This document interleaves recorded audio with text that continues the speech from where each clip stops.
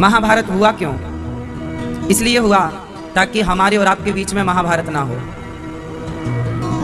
भाई कुछ तो प्रमाण चाहिए था ना, हम किसका उदाहरण देते? रावण सीता मां का हरण ना करता तो आप किसका उदाहरण देते कि देखो पराई स्त्री की तरफ दृष्टि डालोगे तो परिणाम रावण जैसा होगा। रावण का इतिहास ना होता हमारे बीच में तो आप एग्जाम्पल किसका देते? तो हमारे लिए ये उदाहरण बने हैं। आप और हम ऐसी गलतियां ना करें, इतिहास में हम और आप ऐसी गलतियां ना दोहराएं, ये सावधान करने के लिए ये वेद पुराण है। वेद पुराण उन इतिहास को संजो के रखता है जो इतिहास में घटनाएं घटी और बारीकी से उस पर विचार किया गया कि क्या करने से हम और आप बच सकते हैं हर बुराई से। बुराई से बचाने के लिए वेद पुराण शास्त्रों का अध्ययन होता है। शास्त्रों के अकॉर्डिंग, शास्त्रों के हिसाब से कोई चले तो उसके जीवन में कोई परेशानी ही नहीं।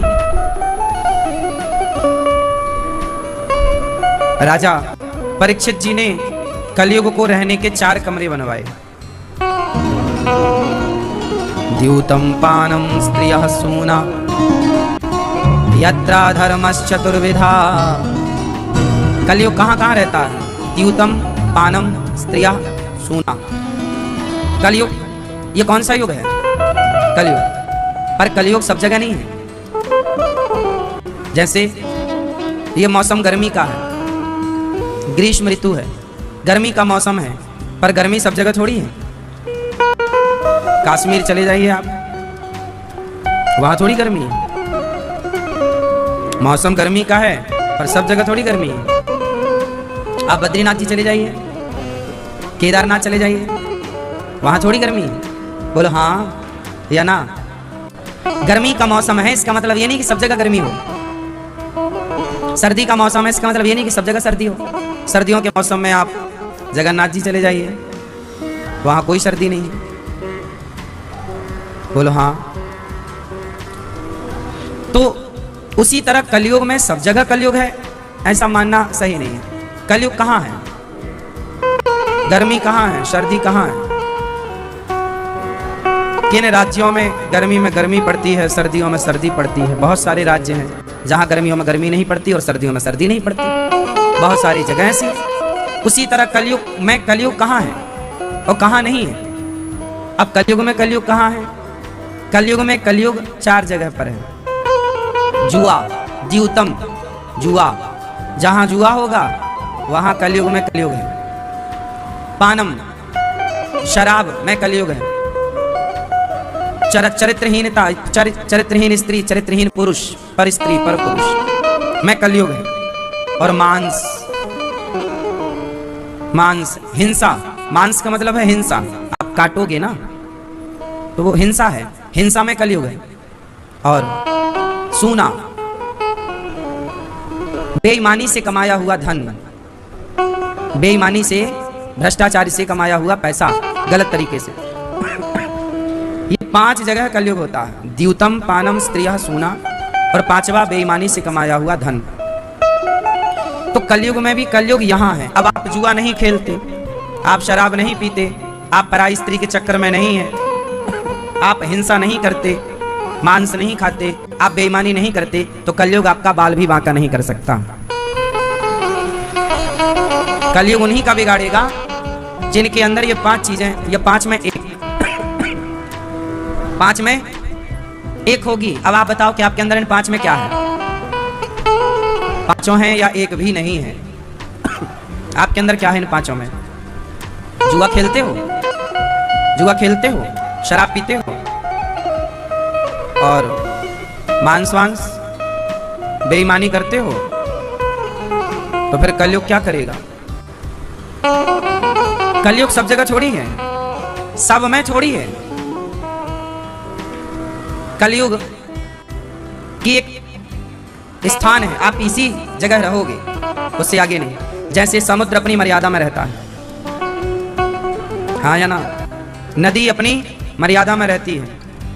नदी मर्यादा तोड़ती है तो बाढ़ आ जाती है, गांव डूब जाते हैं, वो अक्सर मर्यादा में रहती है। उसी तरह कलयुग भी अपनी मर्यादा में। भाई 5 जगह रहना, कलयुग की 6वीं जगह कोई नहीं है। इसलिए समझदार पुरुष हो, समझदार स्त्री हो, इन 5 चीजों से बच के रहिए। इस कली काल में भी आप सुखी रहेंगे यदि जुआ नहीं खेलते। आज जुआ खेलते हैं बहुत लड़के, बहुत लोग। आज क्रिकेट का मतलब क्या है? आज क्रिकेट का मतलब क्या है? जुआ। क्रिकेट मतलब अब इसे IPL नहीं कहना चाहिए, जुआ कहना चाहिए। क्रिकेट मतलब, बोलो ये बात सही है या गलत है? आप बताओ। हम नहीं सही है। आज क्रिकेट एक खेल नहीं रहा, क्रिकेट अब खेल नहीं रहा, क्रिकेट अब पूर्ण रूप से जुआ है। एक 5 घंटे के क्रिकेट में करोड़ों का जुआ लगता है पूरे भारत में, पूरे देश में, पूरी दुनिया में। करोड़ों का, हजारों करोड़ हम कहें तो अतिशयोक्ति नहीं है। इन 5 घंटों में कितने लड़के, कितने जवान बर्बाद हो चुके होते हैं। इन 5 घंटों में सारी कमाई लगा चुके होते हैं और कुछ नहीं। हर बॉल पर जुआ होता है, हाँ या ना? फिर हम तो क्रिकेट देखते नहीं हैं, पर समाज में जो हो रहा है वो सुनते हैं। आप जैसे किसी के मुंह से सुन लेते हैं। एक मैया आई अपने बेटे को लेकर, महाराज जी 1 करोड़ रुपए हार गया है। सारी जिंदगी की कमाई जो उसके बाप ने इकट्ठी की थी सब बर्बाद कर दिया। कहाँ? बोले क्रिकेट में। तब हमें पता चला कि करोड़ों बर्बाद हो सकते हैं। जुआ नाश कर देता है ये।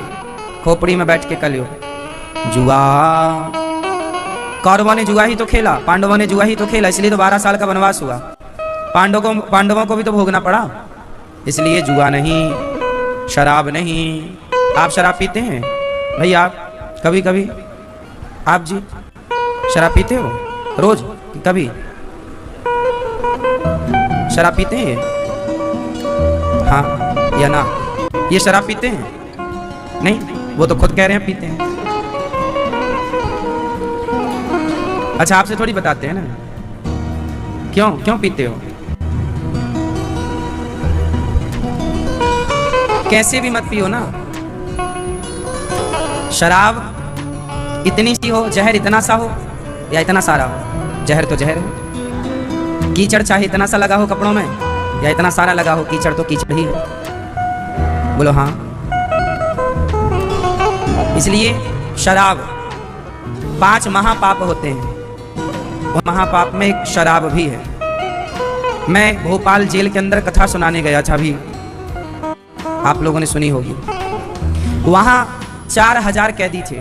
4000 कैदियों को हम कथा सुनाने गए थे। सारे कैदियों ने कथा सुनी, टीवी पर प्रसारण था। आप में से बहुत लोगों ने उस आयोजन को देखा होगा। भोपाल जेल के अंदर कथा थी। 4000 कैदी थे। मैंने लगभग सारे कैदियों से पूछा कि जेल क्यों आ गए, तो 99% कैदियों का कहना था, महाराज जी शराब पीकर आए हैं। शराब पीकर? क्यों? क्योंकि जितना भी क्राइम किया है उन्होंने, किसी ने बलात्कार किया, किसी ने बाप का मर्डर किया, किसी ने माँ का मर्डर किया, किसी ने पत्नी का मर्डर किया, किसी ने पड़ोसी का मर्डर किया, किसी ने कोई भी क्राइम किया, पर क्यों किया? बोले शराब पी रखी थी, उस नशे में हो गया, पता ही नहीं चला, गुस्सा आई और हो गया। कुल मिलाकर के 99% लोगों का कहना था कि हर क्राइम की जड़ शराब है। आप जितने जेलों में सर्वे कर लीजिए, मैंने तो कर लिया, इसलिए बोल रहा हूं, मेरे जीवन का अनुभव। मैंने 4000 कैदियों पर शोध किया, पूछा, डीप पे जाके बातें की, धरा पर उतर कर रूबरू होकर बातें की। दिन भर में उनसे बातें करता था। क्यों आ गए जेल? जड़ क्या थी? मूल में शराब के नशे में था। बाप ने कुछ कह दिया, गुस्सा आ गई, जो हाथ में आया मार दिया। मारा ऐसे कि मर गया। माँ को, बाप को। एक सबसे अलग घटना, उस जेल में एक व्यक्ति की अलग दास्तां थी। सारे कैदियों का तो सेम कुछ मर्डर था, किसी ने कुछ किया, लेकिन एक व्यक्ति मुझे मिला जो सबसे हटके था, और वो जेल में था। जानते उसकी गलती क्या थी? भोपाल का एक व्यक्ति है, अभी भी जेल के अंदर है, मैं उससे मिला। उसने रो रो के अपनी बातें कही। देखो शराब कितनी गंदी, जो आप लोग कहते हो ना पानी है जी, पियेंगे निकल जाएगा। हमारे ऋषि मुनियों ने इसलिए थोड़ी से शराब को मना किया है। जेल में गए व्यक्ति से पूछ कर देखना कि क्यों भाई शराब पिए कि ना पिए, वो मना करेगा। अपना भला चाहते हो मत पीना। अच्छी होती तो हम भी ना पीने लग जाते हैं। ये सारे साधु संत भी ना पीते थोड़ी बहुत। भाई अच्छी होती तो सब पीते ना, मिलजुल के पीते, पर कुछ तो गड़बड़ है तब ना मना किया जा रहा है। क्यों जी? दूध पीने को तो मना नहीं कर रहा है कोई, लस्सी पीने को तो मना नहीं कर रहा है कोई, जूस पीने को तो मना नहीं कर रहा है कोई, शराब पीने को मना कर रहा है। मतलब कुछ गड़बड़ है इसलिए मना किया जा रहा है। क्यों जी, सही है। एक आदमी भोपाल का था, वो शराब पी के आया। सर्दियों का मौसम था, लगभग नवंबर दिसंबर का टाइम था और बहुत सर्दी थी उस समय। बहुत पुरानी 12-14 साल पुरानी उसने घटना बताई। वो जेल क्यों आया उसका पूरा मैंने पूछा। उसने बोला महाराज जी मैं शराब पी के आया, घर पे आया और बिस्तर पर लेट गया। तभी उसी दिन शाम को मेरी पत्नी का कोई फॉर्म भरा था उसने, तो उसका परिणाम आया, रिजल्ट आया। तो मेरी पत्नी ने मेरे से कहा कि सुनो जी मेरा रिजल्ट आया, जरा देखो कि मैं पास हुई, कितने नंबर आए, फेल हुई कि पास हुई, थोड़ा देख के बताओ। कंप्यूटर में थोड़ा देख लो, आप पासवर्ड बताओ कंप्यूटर का क्या है, आप देख दो जरा।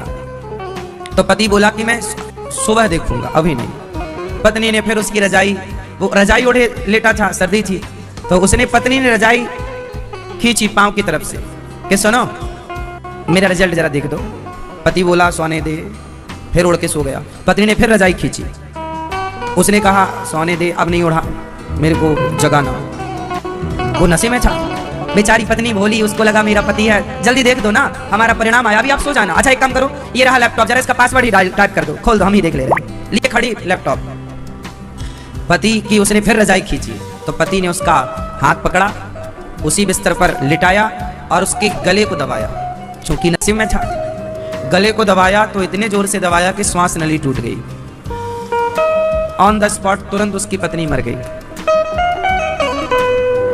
पत्नी के हाथ में लैपटॉप था कि पासवर्ड ही बता दो।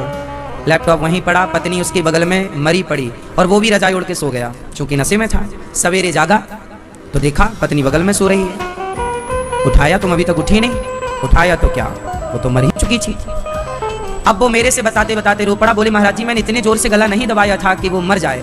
मैंने कहा तुम नशे में थे, तुम्हें पता थोड़ी था कि तुम कितने जोर से दबा रहे हो, बिना दबाए थोड़ी श्वास नली टूटेगी। इतने जोर के दबाया कि तुरंत उसकी पत्नी को कुछ समय नहीं मिला। ऐसे कैसे गला दबाया होगा, मर गई बेचारी, मर गई। उसके मर्डर के केस में वो उम्र कैद की सजा भोग रहा है भोपाल जेल के अंदर। अब बताओ डर क्या है, कारण क्या था, जोर से क्या था, शराब। एक हंसते खेलते परिवार में आग लगा दी। उस पत्नी की क्या गलती थी, वो तो खुशी से बोल रही थी कि हम तो देखो पास हो गए कि नहीं, देखो जरा परिणाम देखो। शराब जो आप लोग कहते ना जी हम पीते थोड़ी हैं, कभी कभी शराब अच्छी होती तो हम भी ना कभी कभी पीते। शराब अच्छी है तो अपने बेटे को भी कभी कभी क्यों नहीं पिलाते। शराब अच्छी है तो अपनी पत्नी को भी कभी कभी क्यों नहीं पिलाते, अपनी बेटी को भी कभी कभी क्यों नहीं पिलाते। अच्छी है तो पिलाओ ना सबको।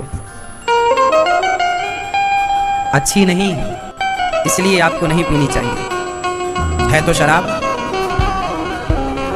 पता नहीं है शराब, अब देखो कलयुग होता है शराब में। अब वो कलयुग कब क्या निमित्त बना के काम कर दे, कब वो अपना खेल कर जाए। इसलिए हर बुराई से बचने का है। हर फसाद की जड़ शराब है। 5 महापाप होते। पहला महापाप गौ हत्या, बोलो पहला महापाप गौ हत्या। दूसरा महापाप शराब। तीसरा महापाप स्वर्ण की चोरी, सोना चुराना, किसी के घर में चोरी करना, ये महापाप। कि आदमी ने बेटी के विवाह के लिए कुछ बचा के रखा और आपने चुरा लिया। शादियों में कई बार ना रिश्तेदार सोना, कुछ लोग शादियों में जाते हैं, मौका मिल जाए तो गहना चुरा लेते हैं। अब किसने चुराया तो भगवान जाने, पर चुराया तो उन्हीं में से किसी ने था ना, हाँ या ना। अक्सर शादियों में चोरियां हो जाती हैं, गहना चोरी हो जाता है, किसी ने हार चुरा लिया, किसी ने झुमका चुरा लिया। अब बेचारा